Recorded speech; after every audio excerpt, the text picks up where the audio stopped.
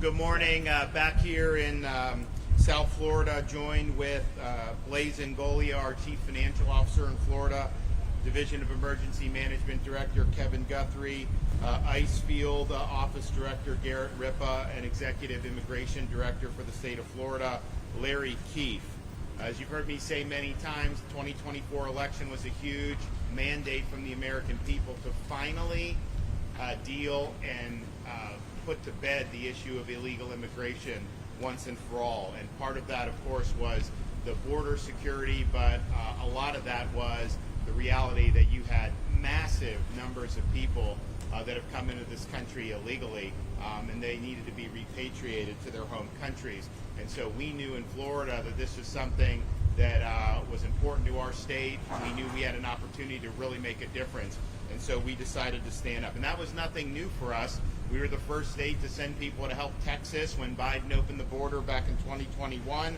I launched Operation Vigilant Sentry a couple years ago to help fill gaps in the maritime interdiction efforts of the Coast Guard, that when illegals try to come in via the sea to the shores of Florida. And just from the state's effort, in addition to everything the Coast Guard's done, just the state of Florida, we've ended up stopping and returning 18,000 illegal aliens, and we just had a bust the other day. So that's been really important to keep the state of Florida safe. We've also done things like ban sanctuary cities. We've ensured that there are no ID cards, of course no driver's license, but any ID cards to illegals. We've increased penalties on illegals who operate motor vehicles. And so we're proud to have been a leader in that even before the Trump administration took in. But then when that happened, we sprung into action on our state agencies doing these 287G agreements with Department of Homeland Security. That basically allows us at the state level to be working in tandem on immigration enforcement. And that wasn't true under the Biden administration. I'd have Highway Patrol, they'd pull over illegal aliens, and then they'd have to call ICE, and ICE didn't want to deal with them, so they basically had to release them back into the community. And so now they have the ability to bring those folks and process them for immigration enforcement, which I think is something that's really, really important. We, of course, called for a special session of the Florida legislature at the beginning of the year, saying, hey, this is our moment. This is what we all campaigned on. Let's get it done. And, we had some pushback on that initially. I think some of these guys, they didn't want to follow through on their campaign promises. They even sent me a bill that would have made things like Alligator Alcatraz and Operation Vigilant Sentry illegal in the state of Florida. Of course, I vetoed that. Blaise Ngolia was in the Senate there, and he was very much standing on the side of the voters that sent us here, and he opposed that sanctuary bill.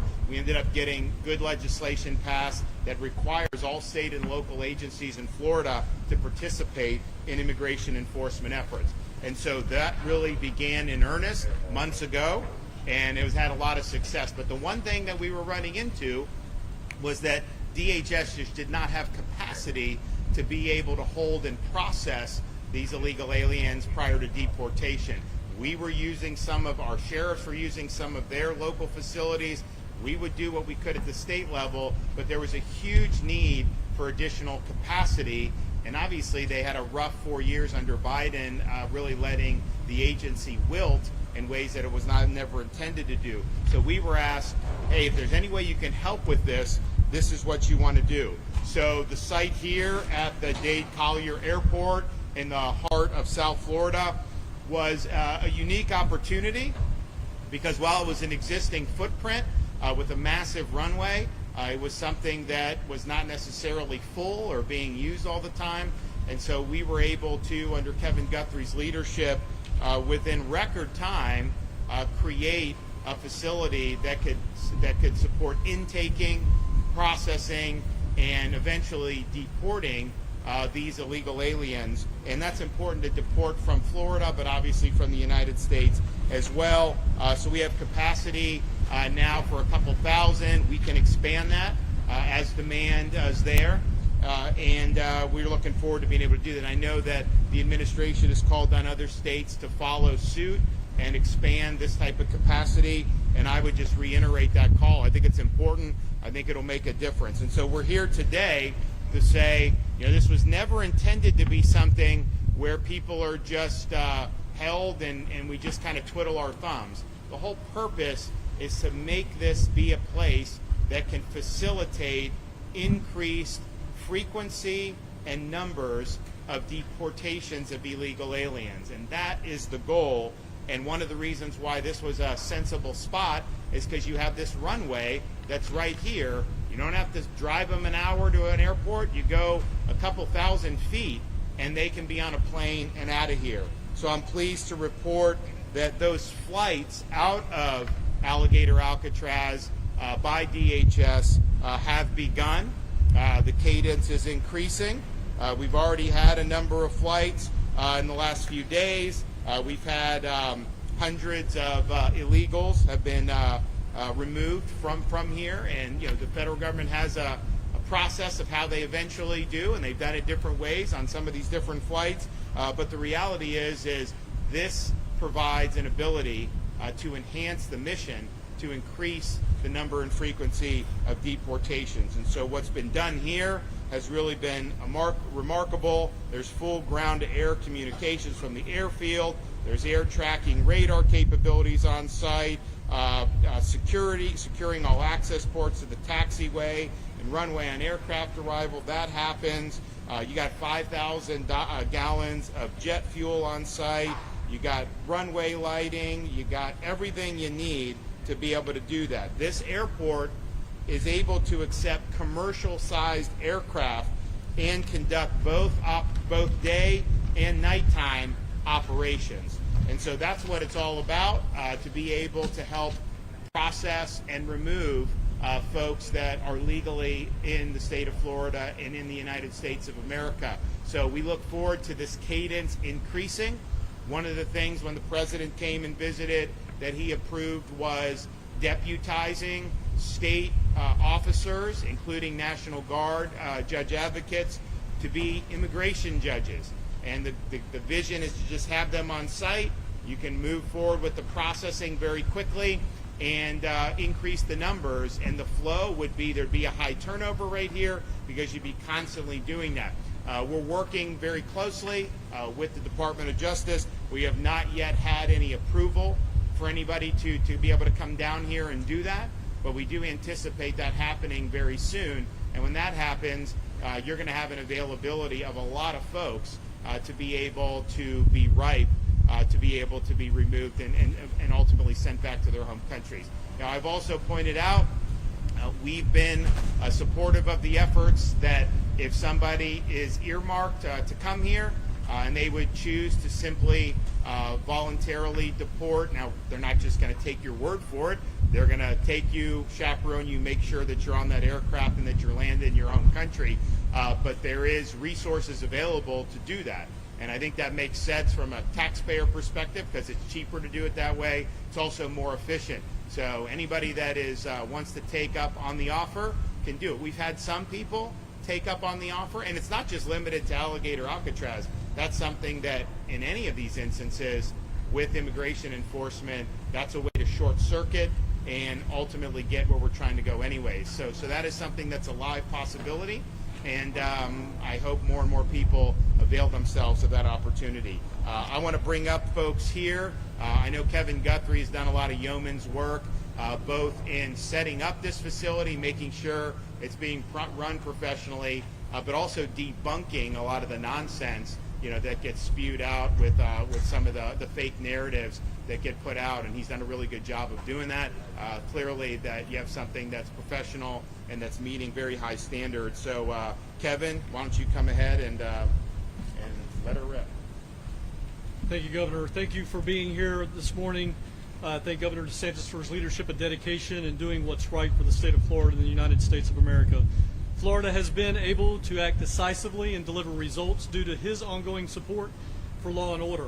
Florida is a law and order state. Florida knows how to respond to crisis.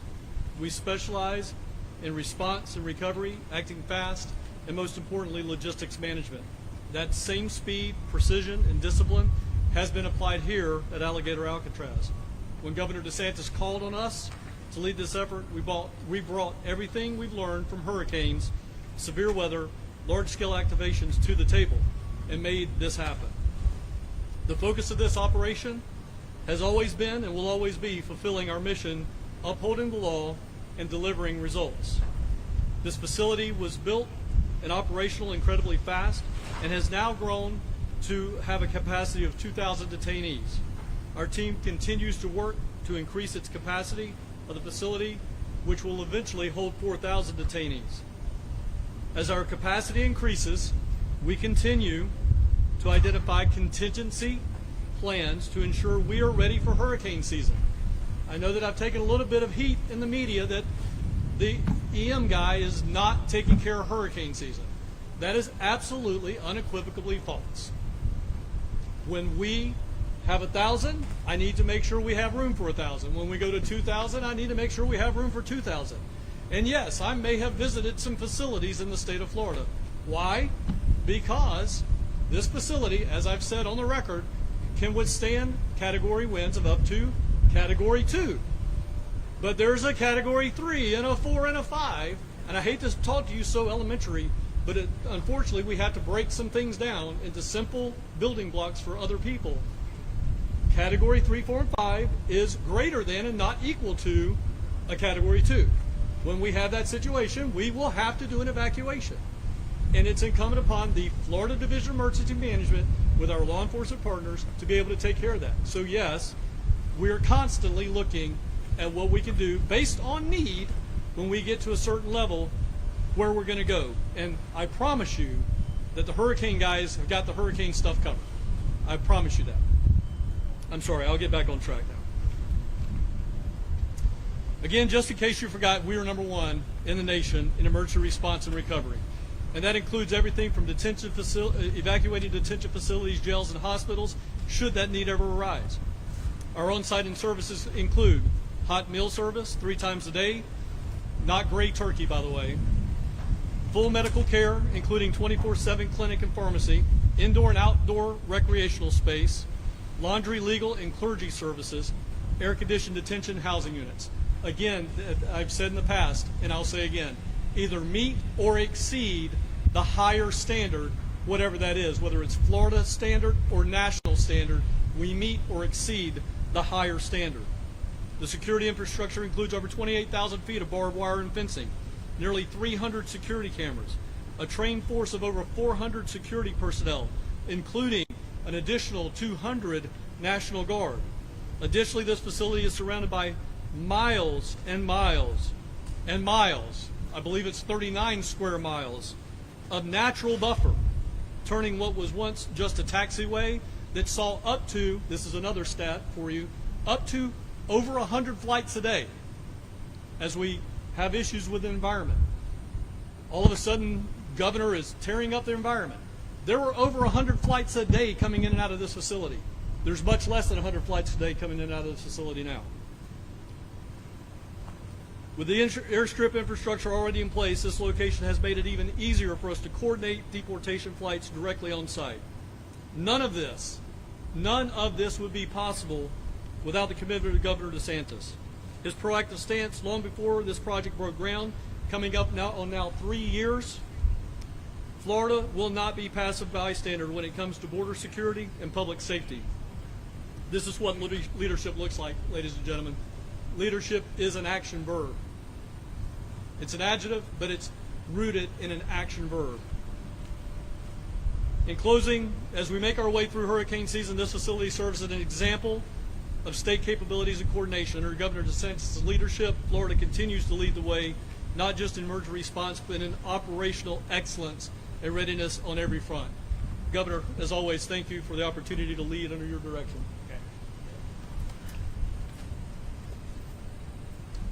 Good morning, everybody. I want to thank everyone for coming. My name is Gary Ripp. I'm the Field Office Director for ICRO here. And again, I want to thank the Governor, and I want to thank the great executives behind me.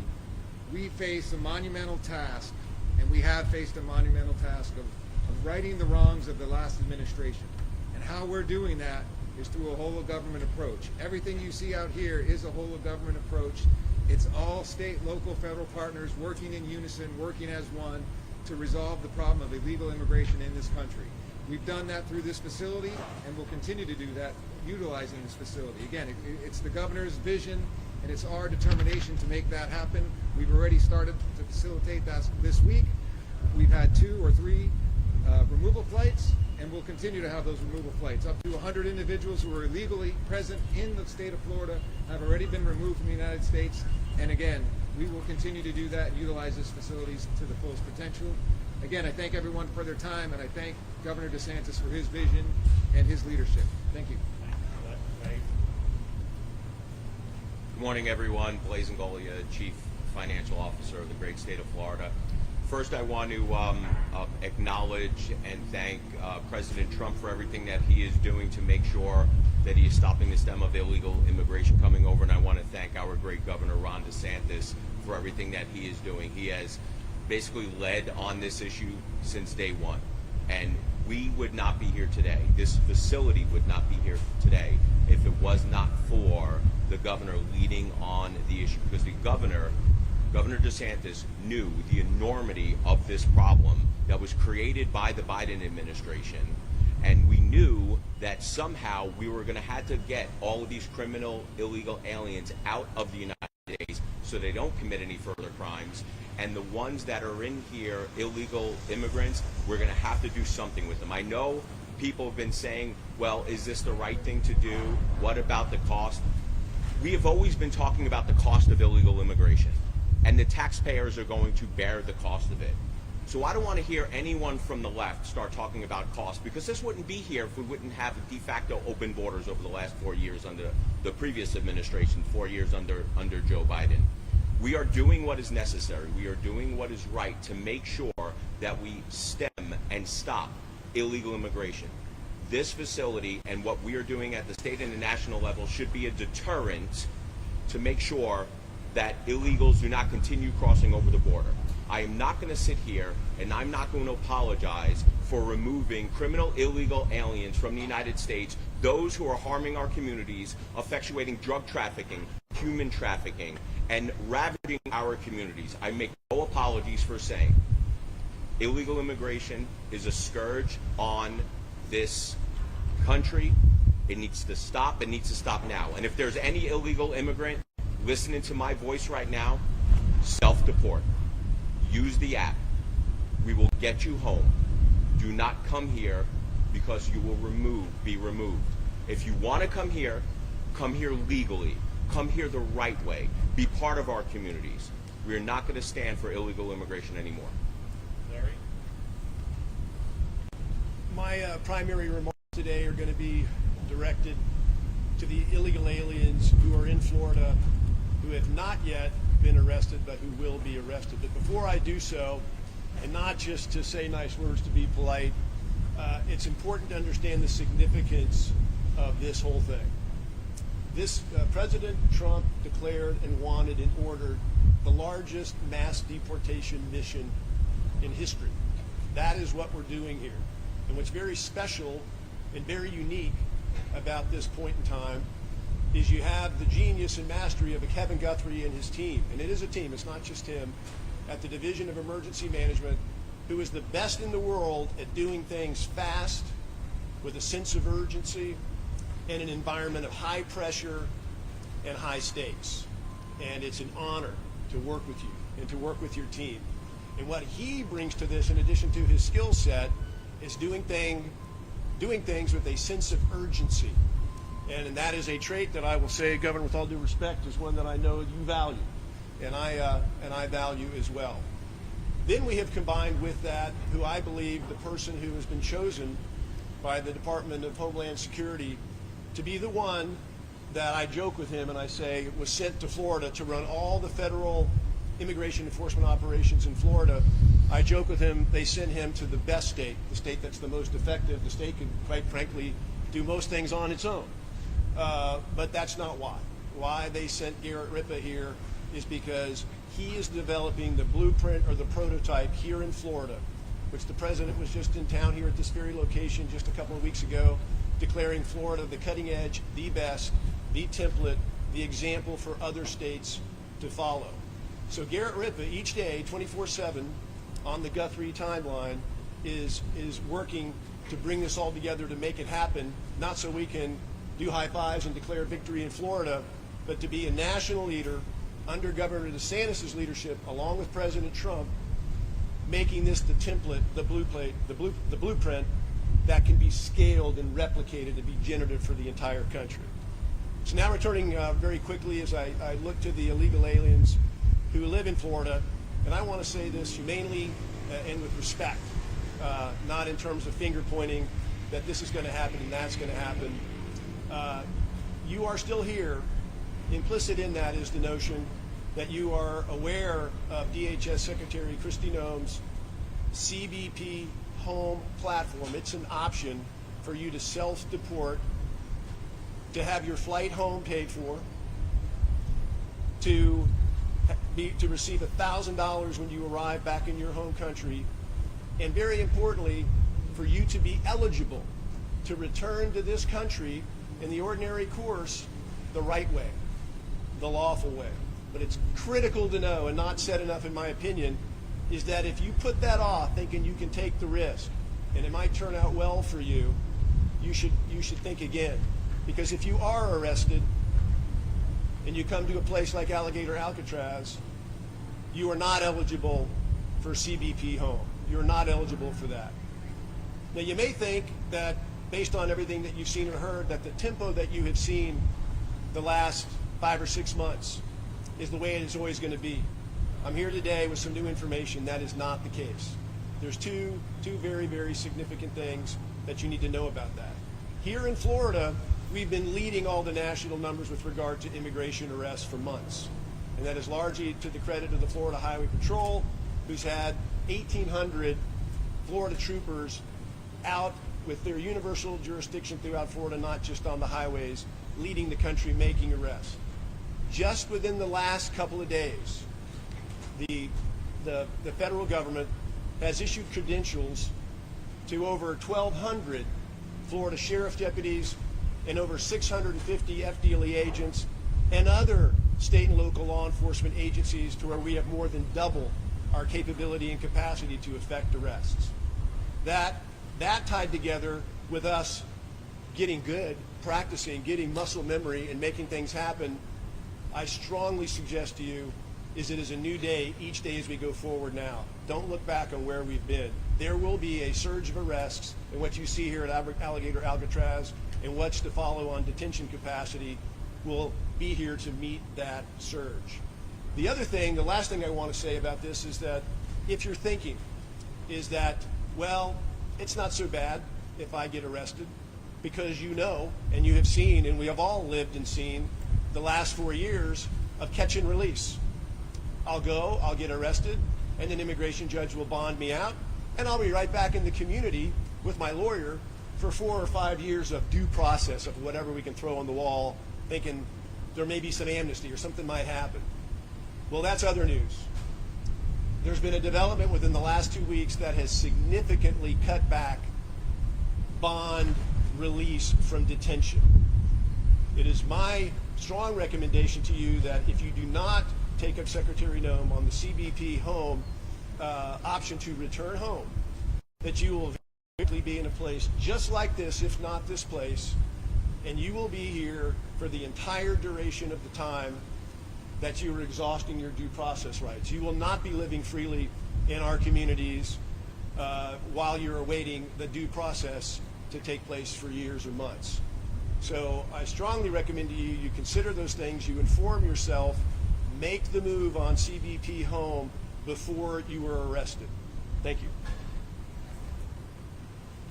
So the flights are going. I think the cadence is going to increase. I think you're going to continue to see the numbers really go up dramatically. And then as there's demand, we can expand the footprint here to 3,000.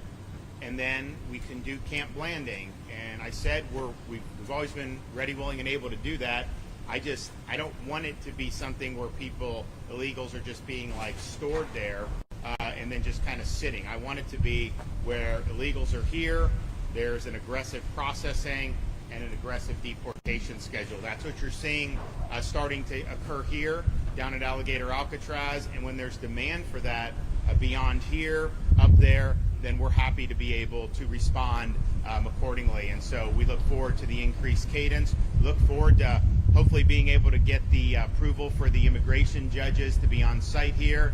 And we've offered different personnel that are doing. We're working through different issues because there are logistical issues involved, but President Trump was very clear. He wants to see a force multiplier with respect to the immigration adjudication process, and he wants to speed it up, and he wants Florida to play a role, and he wants the DOJ to approve a way forward there. So we stand ready, willing, and able to help with that, and it's all about just realizing the vision, fulfilling the mandate with what people want. They want borders secured, which has been done very well, but they also want to have a legal workforce. They want to have the rule of law. They certainly don't want to have massive costs imposed on their communities because of waves of illegal immigration. So this is our chance to finally solve this problem once and for all.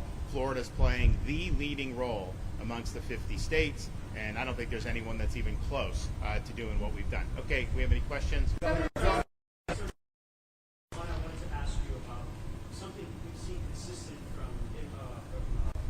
Attorneys who say they still have not been able to access their clients, even though they're using the email that the state has provided. Can you address that, one? And then two, my second question, allegations by the Democrats who say that contracts related to the facility are no longer on the state website, so they can disappear. Well, I'll let Kevin address. You want to address the contract issue? So, and we happen to have the CFO with us today, and he and I were talking about this earlier. The contracts not being on the website is false. What our staff ended up doing was we actually put proprietary information on the website. We have competitive contracts. We are encouraged to do competitive procurements. And by the way, there's not a single sole source contract at this site. Now that you got me riled back up again, sorry about that. Everything here has been competitively bid off of master contracts that went to competitive procurement a year, 2, 3 years ago.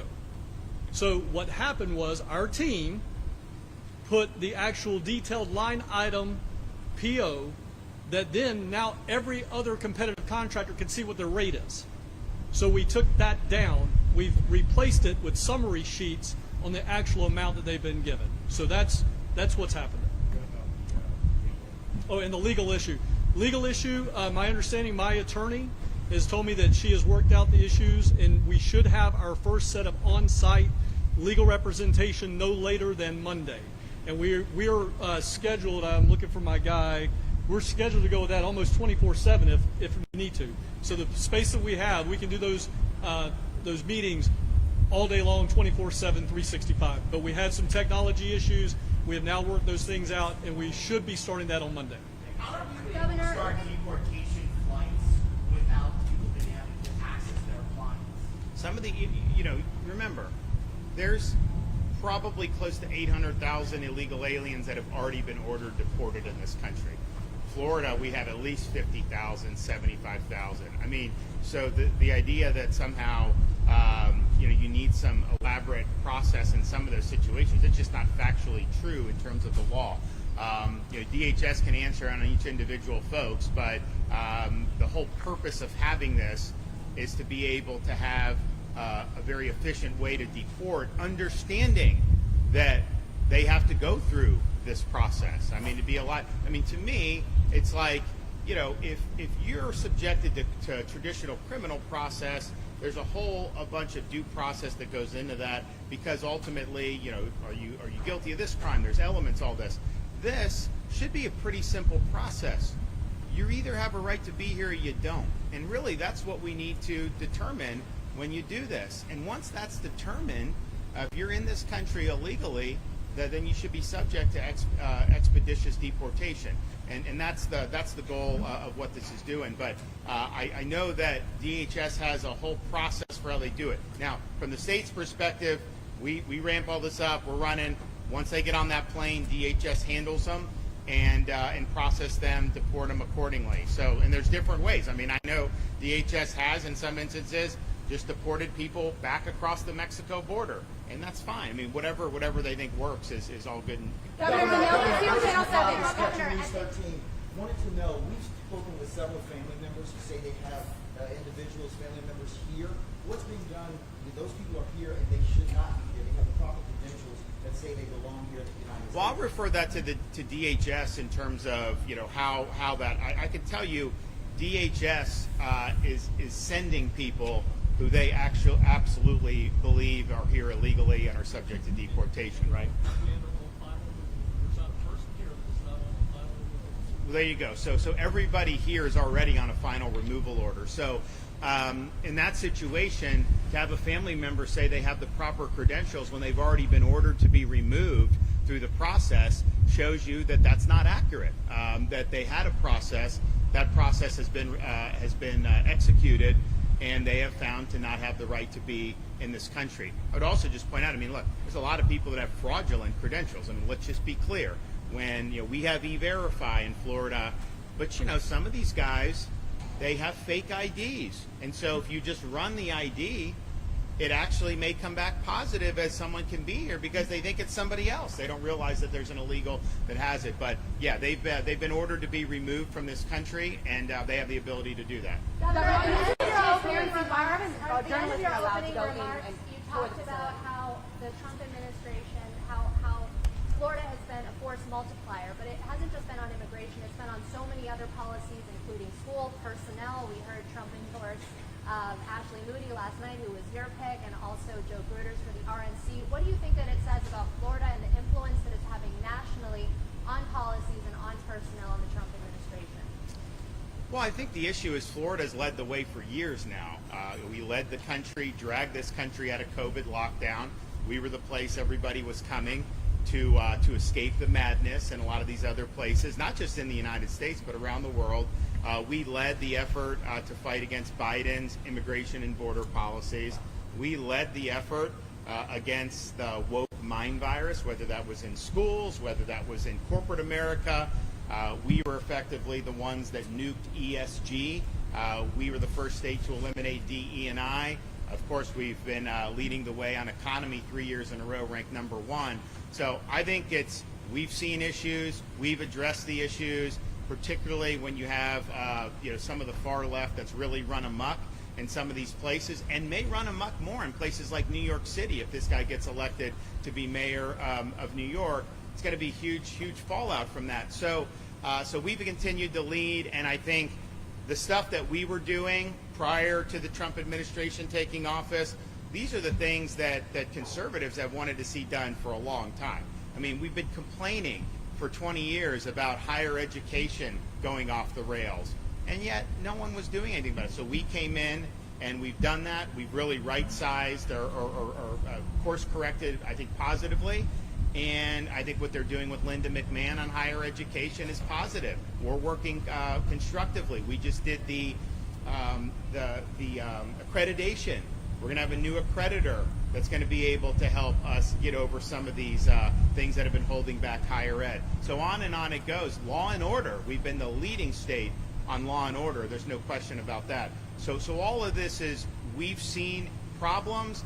We've responded to the voters that have elected us here, and we've led in ways that I think have paved the way for more progress to happen nationally. Remember, when we were taking on the woke, that was not necessarily popular to do. That was at the crest of this madness that was taking hold, and a lot of media, a lot of elites were really going in whole hog. Corporate America, educational institutions, and we drew a very clear line in the sand, and we say our state is where woke goes to die. Now the woke, no one wants to admit that they're woke, right? It's different. It's a few years down the line. DE&I, we were the first state to eliminate that. That was years ago, and we took a lot of flack for that. Now everybody's running away from DE&I. Women's sports, we were, if not the first, certainly one of the first states to lean in to protect that. That was considered controversial at the time. Now everybody is acknowledging, it's not right to inject a male in these female competitions. So I think on issue after issue, we've been willing to lead, and I think these are addressing problems that a lot of voters have wanted to be addressed. We obviously could do it at the state level. Other states have emulated, and I think now the Trump administration is really focusing on addressing these issues in a national context, and I applaud them for doing that. Any specific goals or estimates for how fast you get the processing here? Legal Well, if you think about it, I mean, we have 50, 70, 80,000 illegals that are on final orders of removal already in Florida at a minimum, right? And so, we would love to be able to get that cadence going very quickly to where we burn through that expeditiously. Then some of the others that are still going through some of the process, we want to be part of helping supplement that process with our personnel to be able to move that back quickly. But I mean, if you look at the numbers, I mean, obviously the deportations that have happened nationwide so far, and ICE has been understaffed, is not scratching the surface of what would need to be done to get to where you have the largest mass deportation in history, and where you're even just addressing the Biden people, right?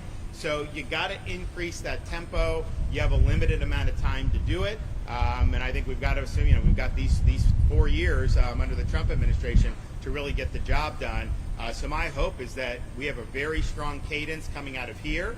If the cadence is strong and it justifies us going up Northeast Florida and establishing a footprint at Camp Blanding, we will do that.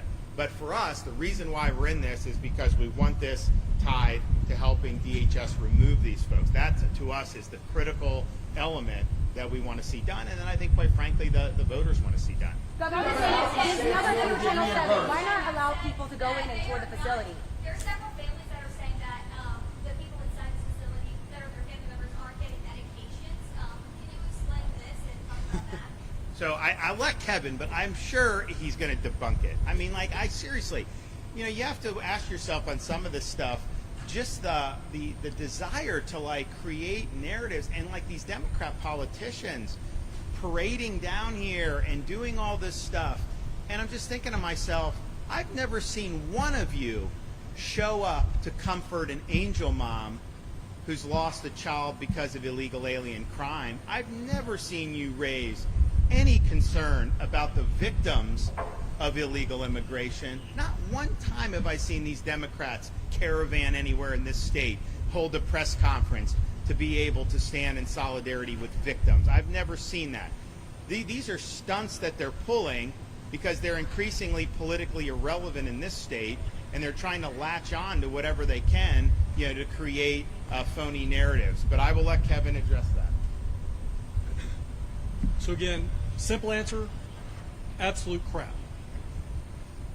We have on this facility the ability of a full-fledged medical center with x-ray capability, sonogram capability, prescription med capability. When these individuals come here, and I'm glad you asked this question, again, we reiterate, everybody at this facility is on a final removal order. They have been in CBP, ICE, ERO, AMO custody for a while. It's not like they just came into custody last night. They have been underneath the federal government's health and medical arm. They get brought here. They come with what we call a face sheet that tells us everything that they're on. We have that medication on site. We have a medical doctor on site. We have nurse practitioners on site. We have RNs and a complete medical staff. We can deal with trauma on site. We have 4 paramedics on duty at all times in conjunction with the medical staff. So again, all of that is false.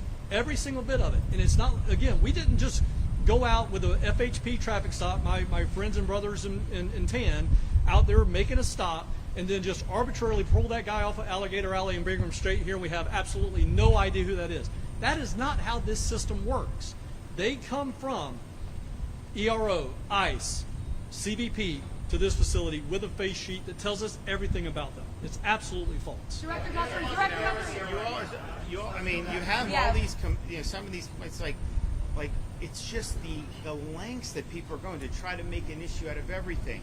There was one report, one of the illegals said that his ham sandwich was cold. And I'm thinking to myself, you're entitled to toasted hoagies?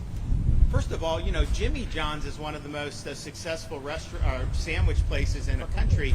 They didn't have any toasted subs until very recently. They had only done cold subs, and it became a massive success, financial success. Now they do offer toasted subs. I don't think they do cheesesteaks. My kids like the cheesesteak from Jersey Mike's, but be that as it may, to say that the AC's on too much, it's too cold, or this or that.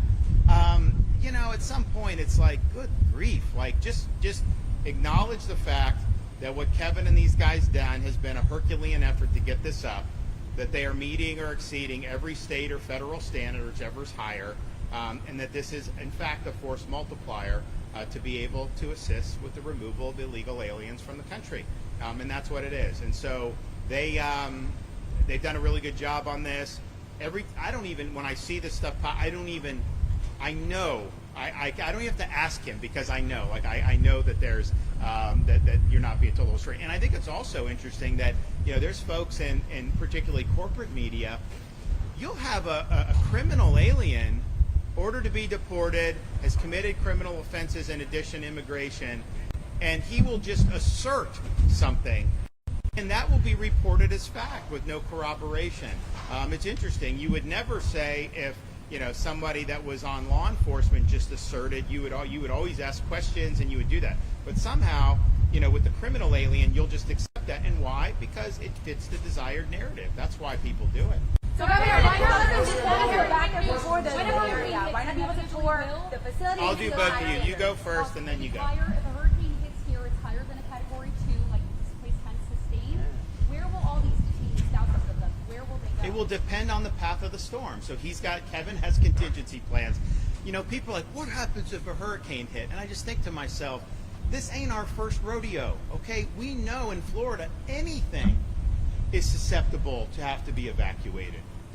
And there's some areas that may be a little bit more vulnerable, but there's not a single place in the state that you would be totally immune from having any impacts of hurricanes. But it also depends on the shape of the storm, the trajectory of the storm. So they have that built out, and we do this in different contexts. We do it in the corrections context, and have done it in the corrections context. We also have to redeploy first responders. So for Hurricane Milton, we were staged at Tropicana Field, home of the Tampa Bay Rays. It's a convenient, very efficient place to do it. Well, Kevin's watching the storm. He's watching how it's coming, and he made the decision, we got to evacuate them out of there because we think it's going to be impacted by the storm. And of course it was. The roof got blown off, although the roof was supposed to withstand a little more than it did. So the roof got blown. So those guys were strategically redeployed, and then they got on target just like it was. So that will happen.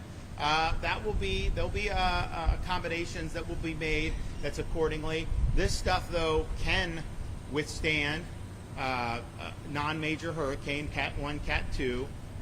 Doesn't mean you can't have it. Now, the more interior you are, you guys who've covered hurricanes know when it hits land, it does slow down. So if we have a hurricane that hits Southwest Florida as a weak Cat 3, by the time it gets here, maybe those winds would be sub-Cat 2. I mean, these are judgments that will be made accordingly, and there will be preparations made. And I'll just echo something Kevin said, because DEM is overseeing this, that must mean that they're not doing the standard preparations for hurricanes. That's obviously ridiculous. These, as you know, these are contracted folks. There are DEM personnel who are helping to coordinate, but we've got massive resources that are on standby in the event that we have additional major weather events. And I'm hoping that we don't. And I always tell people, we've had 6 majors in 7 years. We deserve a break remember, we had 10 years. We didn't have any recently. Wouldn't it be great to get another 10-year stretch? And I sincerely hope for that, but I do not expect that or plan for that. We have to plan as if we're going to have more events this year, writ large, even apart from Alligator Alcatraz. But if you had like a Hurricane Michael trajectory, you wouldn't need to evacuate anybody from here. If you had a Hurricane Irma trajectory, then you probably need to make some accommodations. And so these are things that these guys will watch. They have contingency plans. There's not one specific place where they will go to, because you don't want to evacuate people into additional storm. So Governor, you mentioned the medical facilities, you mentioned, the laundry facilities, and even the living quarters. Instead of taking the detainees' word for it or your word for it, why not allow us to go tour the facility today or another day? Because so far we've been denied. Well, they have done that. When the President of the United States was here, we had the White House press pool that was following us through all these facilities. You've had different politicians that have come. Now, a lot of them have been posturing, but they have come. Here's the thing. This is not a spectacle, okay? you don't get to go into other facilities willy-nilly either. I mean, that's just the reality of the situation. I think they have a job to do here. I think they're doing it, and I think that they're doing it well. And so we're going to continue, and Kevin's going to be able to make judgments about what's best for the mission, and I'm going to stand by his judgments on what's best for the mission. Governor, quick question for Mr. Nolia. Where we actually had a state trooper acknowledge that he would get a $30,000 bonus now, $30,000 bonus after capturing 1,900. I'm curious if law enforcement. Okay, but I mean, with respectfully, and where are you from? I'm with W. Okay. How many illegals have been apprehended by state law enforcement? Thousands and thousands. Do you honestly think we could underwrite a $30,000 check for each illegal that was apprehended with those massive numbers? Of course not. I mean, of course not. So I'm not sure where that's coming from. I can tell you that I worked very hard to get pay increases for Florida Highway Patrol in this year's budget. I wanted 25% for experience. We didn't get quite that much, but we did get a significant, and we'll probably work more. No, but I mean, the idea that you'd get $30,000 for every illegal, that wouldn't even be cost effective. So I'm not sure where that's coming from. Governor, what's the process on getting reimbursed from the state of Florida getting reimbursed? Same as you would through any FEMA reimbursement. Governor, you mentioned.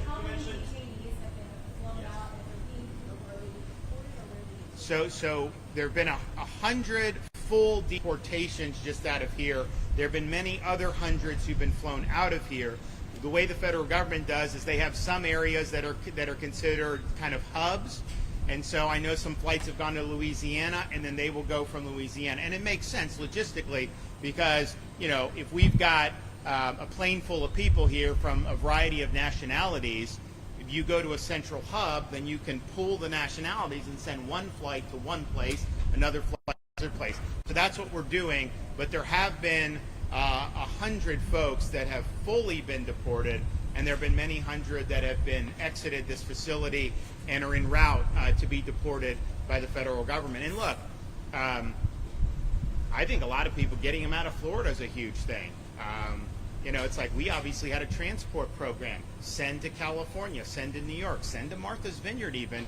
And we were happy to do that because I think it relieved burdens on Florida. But yeah, so they've got a process that they're doing. Now DHS has run into some more money now. I think you're going to see an expanded footprint in their capacity.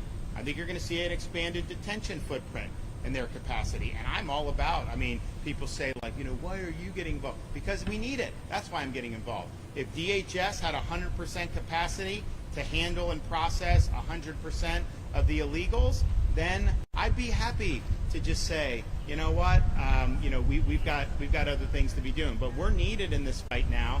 Other states have been asked to step up. I hope they do. And I think you're going to see DHS's capacity continue to increase.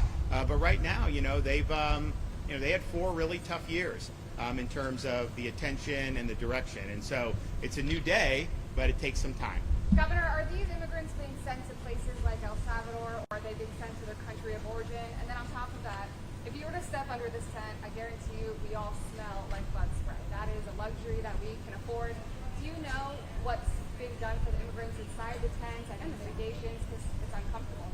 Well, one, I don't have bug spray on. I know people have it or what, but so on the deportation, look, that's a question for DHS. As I said, they've got processes that they go through. They can do a direct deportation from here.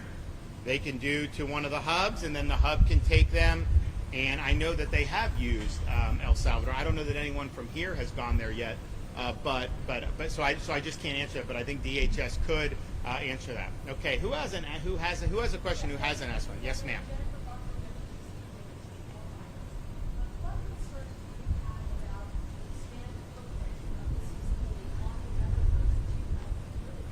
None, because we've looked at it. It doesn't have an impact.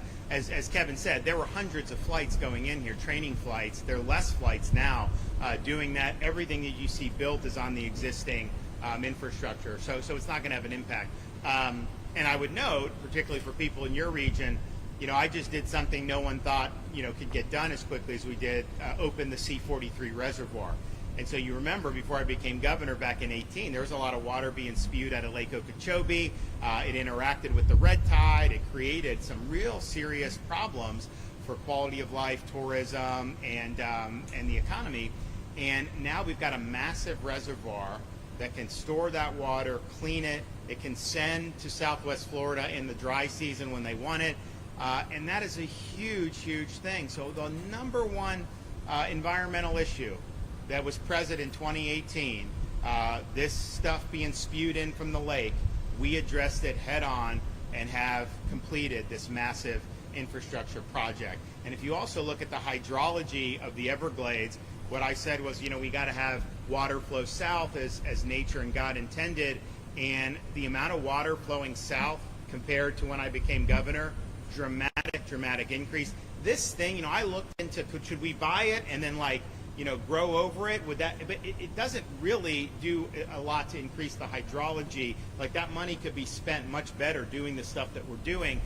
So there's not going to be an impact here. But even if this wasn't here, if I had to pay money to mothball it, I think that money would probably be better off doing the pump stations like we're doing at the EAA reservoir that the Army Corps has given us responsibility over. So that's going to be bid on and procured. We're going to move forward with that. So all those things I think are very important, but this has been huge success that we have had with Everglades restoration. We're continuing the momentum. This delegation of authority that we announced down in Marco Island last week, huge deal for the state of Florida. They were looking at the federal share being done 2034.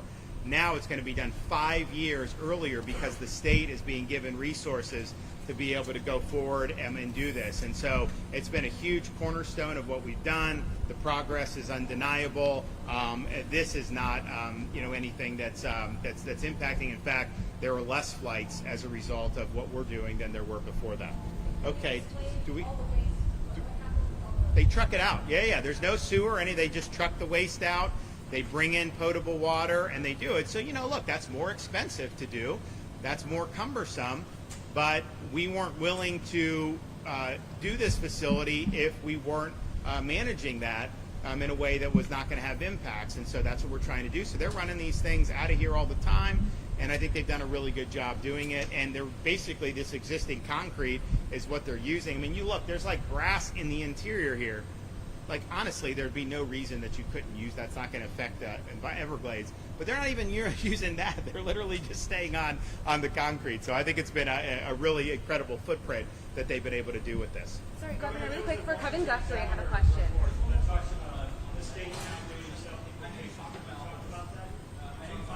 The state Yeah. So the self-deportations is, obviously the feds are doing it.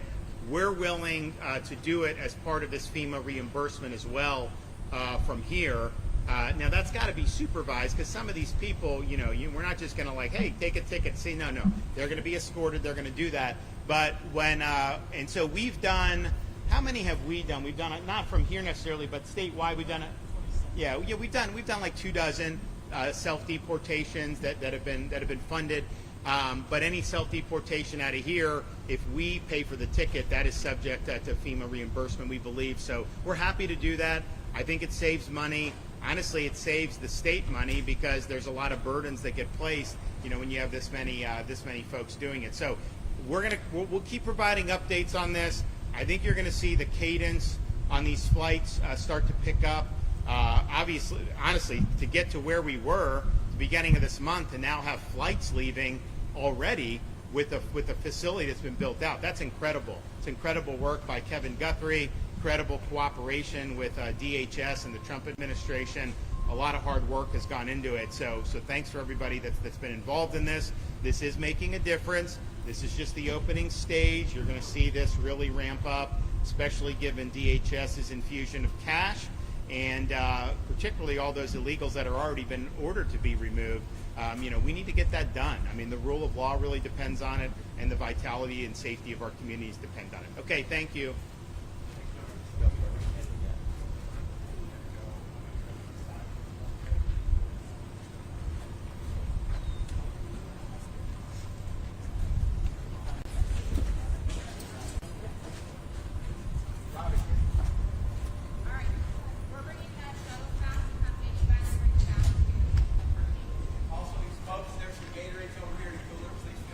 Yes.